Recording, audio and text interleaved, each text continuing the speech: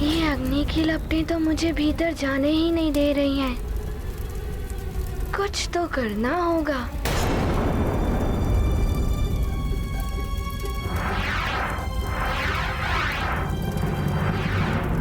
ये वायु की गति इतनी तीव्र कैसे हो गई?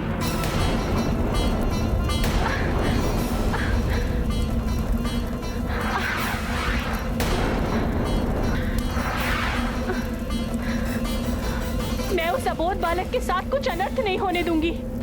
मुझे आगे जाना ही होगा।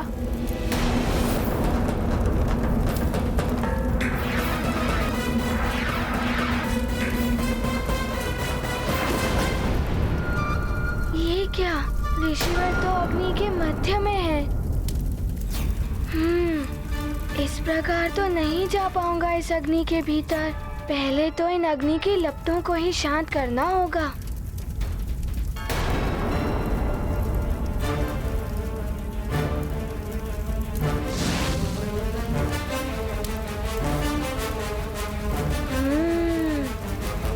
फूंक से ही बुझेगी अग्नि।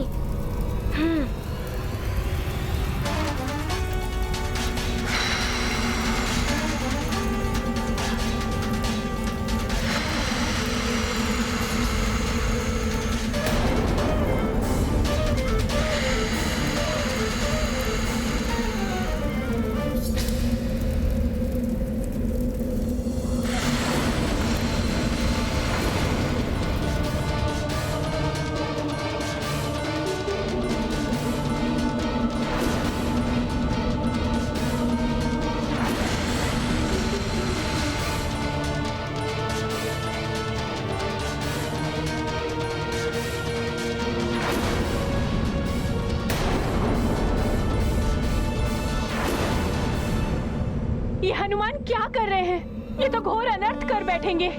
बुद्धि शौर्य का हो यदि संगम, हर कठिनाई बनती सुगम। हनुमत ने युक्ति से बुझाया, अग्नि का आवेश मिटाया। ये गाथा महाबली हनुमत की, रुचिकर लीला राम भगत की। जय जय जय रघुनंदन राम, जय जय जय महाबली हनुमान।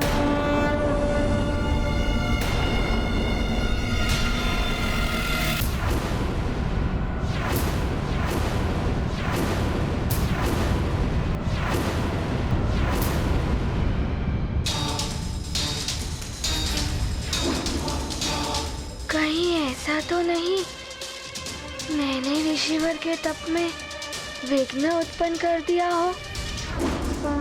ये गाथा महाबली हनुमत की, रुचिकर लीला राम भगत की। जय जय जय रघुनंदन राम, जय जय जय महाबली हनुमान। ऋषि दृष्टि ने सत्य दिखाया, हनुमत का दैवी रूप दर्शाया। दिव्य कवच कुंडल से सज्जित, इंद्र की माला से मंडित। यक्षराज कड़ा करता धारण, यह बालक है असाधारण। देव छवि का प्रभाव हुआ, ऋषि मुख से कोप मिटा। ये गाथा महाबली हनुमत की, रुचिकर लीला राम भगत की। जय जय जय रघुनंदन राम, जय जय जय महाबली। दिव्य कुंडल कवच, इंद्र की माला, यक्ष का कंगन, हनुमान, दिव्य बालक हनुमान।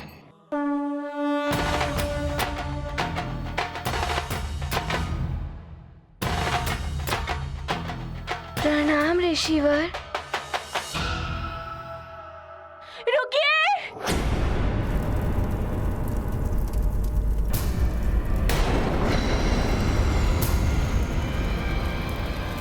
अरे इनके वस्त्रों ने तो अग्नि पकड़ ली है।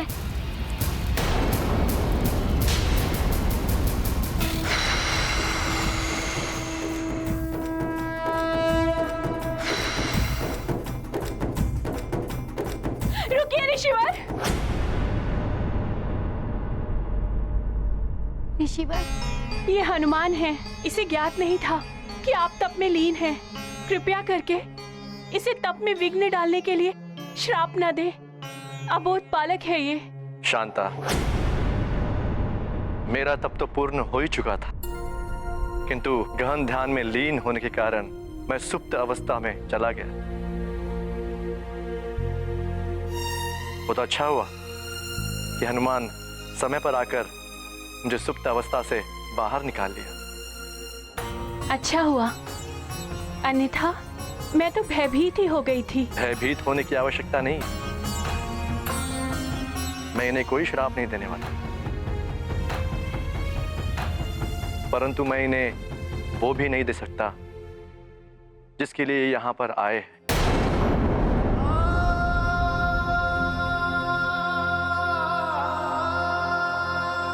पर हनुमान, मुझे ज्ञात है तुम मेरे पास शिक्षा प्राप्त करने के लिए आए हो। तुम मुझे अपना गुरु बनाना चाहते हो। हाँ ऋषिवर, मुझे अपना शिष्य बना लीजिए ना। अपने चरणों में मुझे स्थान दे दीजिए।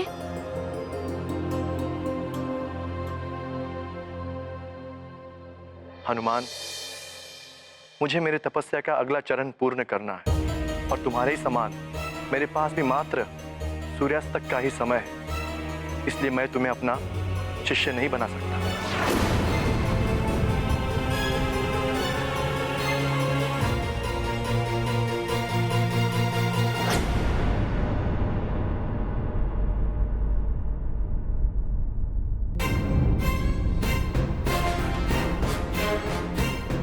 सूर्यास्त से पूर्व हनुमान को उसके गुरु मिल जाएंगे ना?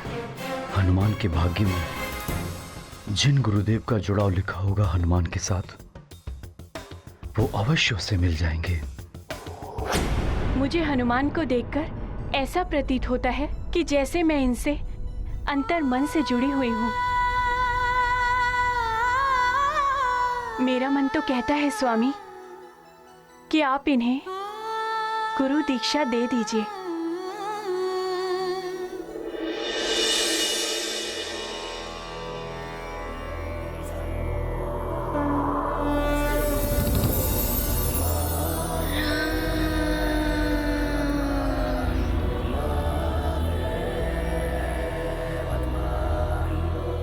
हनुमान के साथ तुम्हारे जुड़ाव का आभास है मुझे शांत,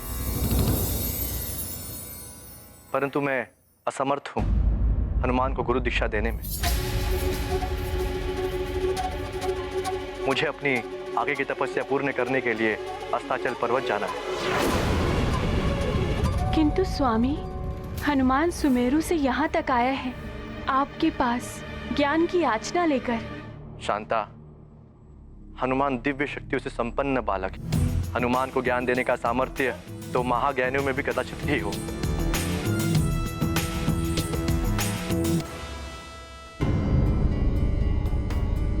फिर भी हनुमान, मुझे लगता है कि सप्त ऋषिगण मान जाए तो अवश्य वो सब मिलकर तुम्हें ज्ञान दे सकते हैं। सप्त ऋषिगण? मैं उन्हें पहले भी स्वर्गलोक में मिल चुका हूँ, तो क्या अब सूर्यास्त से पूर्व मुझे उन तक पहुँचना होगा? स्वामी, आप तो सर्व समर्थ हैं। आप सप्त ऋषि गणों का आवाहन करके उन्हें यहाँ बुला लीजिए। हनुमान की इतनी सहायता तो कर दीजिए। अवश्य शांता, संसार के कल्याण के लिए हनुमान की दीक्षा पूर्ण होनी ही चाहिए। हे संसार के नियंता सप्त ऋषिगण प्रकट हो।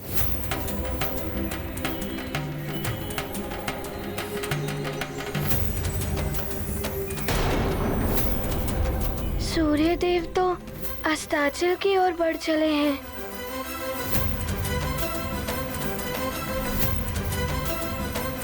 धीरज धरो हनुमान, ऋषिवर तुम्हारे कल्याण के लिए अवश्य कुछ करेंगे।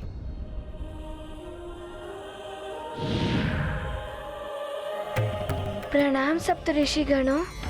कल्याण हो हनुमान, कीर्तिमान भव। प्रणाम सप्त ऋषि गणों।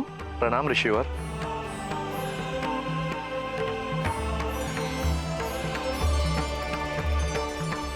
ये तो 5 ऋषि ही हैं। हनुमान, जिन्हें आप ढूंढ रहे हैं ना, ऋषिवर अत्रि और ऋषिवर पुलह, वे तपस्या में लीन हैं, इसलिए नहीं आ सके। क्षमा करें ऋषिगणों, मैंने आप सभी का आह्वान इसीलिए किया कि आप सब मिलकर हनुमान को शिक्षा प्रदान करें। ऋषिवर श्रृंगी, यदि हम सातों ऋषि मिलकर हनुमान को दीक्षा देते तो यह दीक्षा संभव हो जाती, परंतु अन्य दो ऋषियों के लिए यह संभव नहीं है।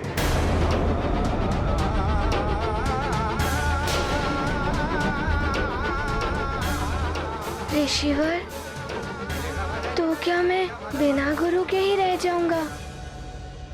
पिताश्री कहते हैं बिना गुरु के जीवन अपूर्ण रहता है। अब तो सूर्यास्त की बेला भी निकट आ रही है। ऋषिवर श्रृंगी, जब आपने और ऋषिवर मतंग ने असमर्थता प्रकट कर दी है, तो इसके पीछे अवश्य ही कोई रहस्य रहा होगा। अवश्य ही हनुमान के भाग्य में कुछ विशेष लिखा होगा। ऋषिवर, यह कारण तो नहीं हुआ है। तो आप ही बताइए ऋषिवर, क्या हो सकता है इसका कारण? आप तो यह जान ही गए हैं कि हनुमान रुद्रांश है, अतः उनके लिए योग्य गुरु तो वही हो सकते हैं जिनके पास त्रिदेवों का संपूर्ण ज्ञान हो, और ऐसे विपुल ज्ञान का कोश तो मात्र उन्हीं के पास है जो अपनी सहस्त्रों सहस्त्र रश्मियों से संपूर्ण संसार को प्रकाशित करते हैं। सबको अपनी ऊर्जा से जीवन देने वाले सूर्यदेव ही समस्त ज्ञान के भंडार हैं।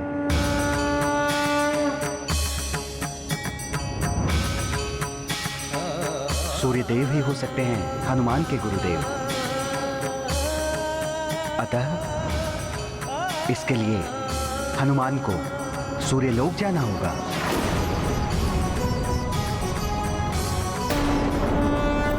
पंच ऋषियों ने किया विमर्श, हनुमत हैं रुद्र के अंश, जिनमें निहित त्रिदेव का ज्ञान, उनसे पाए शिक्षा हनुमान। सूर्य करते संसार प्रकाशित, सबका जीवन उन पर आश्रित, एक वो ही इतने गुणवान, उनके शिष्य बने हनुमान। सूर्यलोक, मैं वहां पहले भी जा चुका हूँ।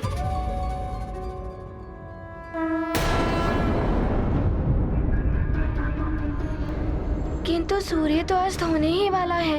यदि सूर्यास्त होने से पूर्व गुरुदेव की स्वीकृति नहीं मिली तो माँ भी दुखी हो जाएंगी और पिताश्री को भी कष्ट होगा, और मैं उनसे भी नहीं मिल पाऊंगा जिनसे मुझे मिलना है।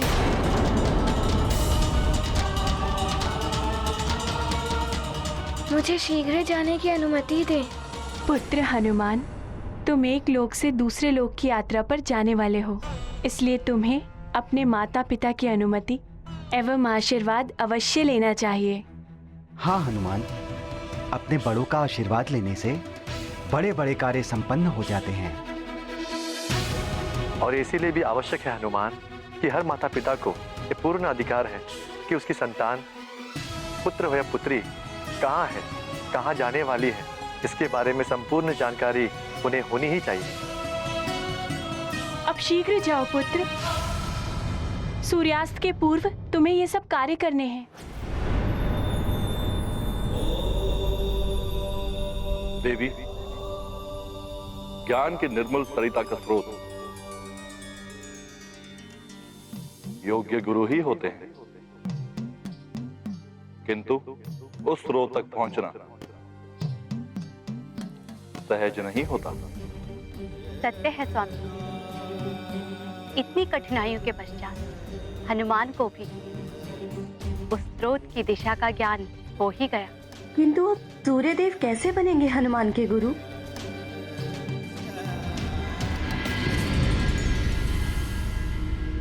सूर्यास्त होने में अब अधिक समय नहीं बचा। न जाने क्या हुआ होगा। हनुमान को उसके गुरुदेव मिले भी होंगे या नहीं।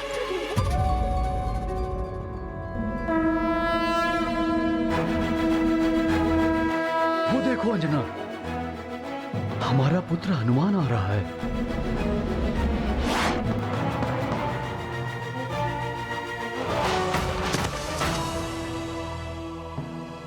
क्या हुआ पुत्र, गुरुदेव मिले? माँ, अभी तो मात्र उनके बारे में ज्ञात ही हुआ है। उनके पास जाना अभी शेष है। तो शीघ्र जाओ पुत्र, सूर्यास्त होने में कुछ ही समय शेष है। माँ, मुझे सूर्यलोक जाना है।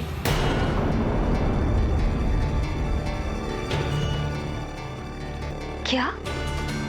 सूर्यलोक? हाँ माँ।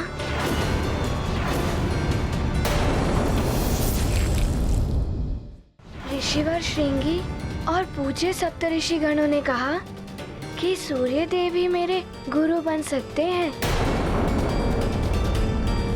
और इसीलिए मैं आप दोनों से अनुमति लेने आया हूँ। आप दोनों की अनुमति और आशीर्वाद के बिना मैं कैसे सूर्यलोक जा सकता हूँ? नहीं, सूर्यलोक नहीं। मैं तुम्हें सूर्यलोक नहीं जाने दूंगी।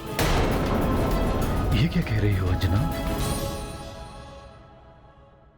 हनुमान के योग गुरु पाने का योग मात्र सूर्यास्त तक ही है। सूर्यलोक जितना दूर है उतनी ही कठिन वहां की यात्रा। मैं इसे इतनी दूर नहीं भेजूंगी। इसके पूर्व भी जब भी ये सूर्यलोक गया है, इस पर घोर संकट आया है।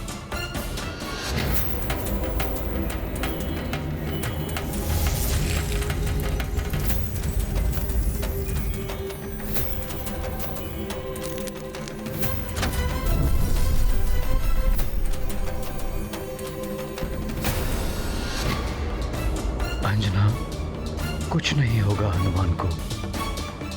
हनुमान को जाने दो। तुम्हारा ये मोह कहीं हमारे पुत्र का भविष्य ना बिगाड़ दे। क्या हुआ पुत्री? माँ, बड़ी कठिनाइयों के पश्चात मुझे मेरे पुत्र का साथ मिला है। इसे पुनः स्वयं से दूर भेज दो, वो भी ऐसे लोक में जहां कभी मेरा इससे मिलने के लिए मन व्याकुल हो, तो मैं वहां जा भी ना सकूं। पुत्री, मैं तुम्हारे मोह को समझ सकती हूँ, किंतु इतना समझ लो कि संतान के अच्छे भविष्य के लिए माता पिता को भी धैर्य की परीक्षा देनी पड़ती है।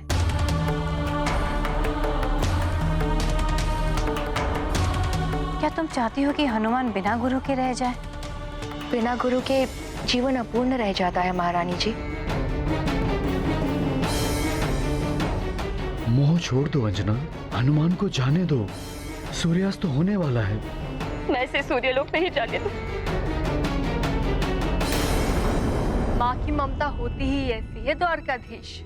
किंतु संतान का भविष्य सर्वोपरि होता है माता पिता के लिए। उनका ये नैतिक कर्तव्य है कि उचित समय पर संतान की योग्यता और क्षमता को ध्यान में रखकर उसके लिए योग्य गुरु को ढूंढें और उनसे संतान को समुचित शिक्षा दीक्षा प्राप्त करने की व्यवस्था करें। और हां, अपने मोह को कभी भी संतान के भविष्य में बाधा ना बनने दें। गुरु के ज्ञान के बिना मनुष्य अपूर्ण रह जाता है। मैं इसे इतनी दूर नहीं जाने दे सकती। पृथ्वी पर कहीं भी इसे शिक्षा लेनी होती तो मैं भेज देती, किंतु सूर्यलोक नहीं।